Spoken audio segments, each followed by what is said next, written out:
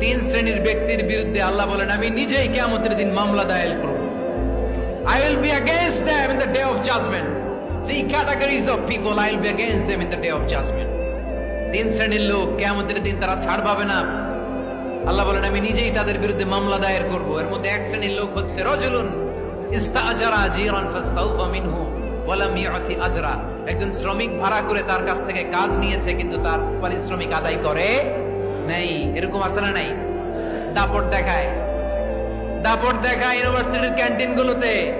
ইউনিভার্সিটির ক্যান্টিনে যে খায় মাগার বিল দেয় না, এরকম টাকায় দাসরা নাই। চায়ের দোকানে চা খায় আগে পরে দিমু, বিল দেয় না, আছে না নাই? দোকানে যে পণ্য কিনে বিল দেয় না, পরে দিমু, আছে না নাই? কিয়ামতের দিন আল্লাহ তোর এই মাস্তানি ছুটাবে, চিল্লা এখন ঠিক কিনা? আনা খাসমুহুম, আমি নিজেই তাদের বিরুদ্ধে মামলা দায়ের করব। কথাটা কার?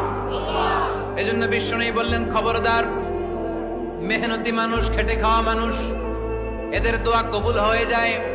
আতুল আজিরা আজরাহু ক্বাবলা আন ইয়াজিফা আরাকুহু। খবরদার, বিশ্বনবী বললেন শ্রমিকের ঘাম শুকিয়ে যাওয়ার আগে তাদের পারিশ্রমিক মিটিয়ে দাও। বিশ্বনবীর বিখ্যাত হাদিস, আতুল আজিরা আজরাহু ক্বাবলা আন ইয়াজিফা আরাকুহু। শ্রমিকের ঘাম মাটিতে লাগার আগে, শুকিয়ে যাওয়ার আগে তাদের পারিশ্রমিক মিটিয়ে দাও। কেননা তারা যদি বদদোয়া করে তোমার জীবনকে জাহান্নাম বানিয়ে দিবে কে?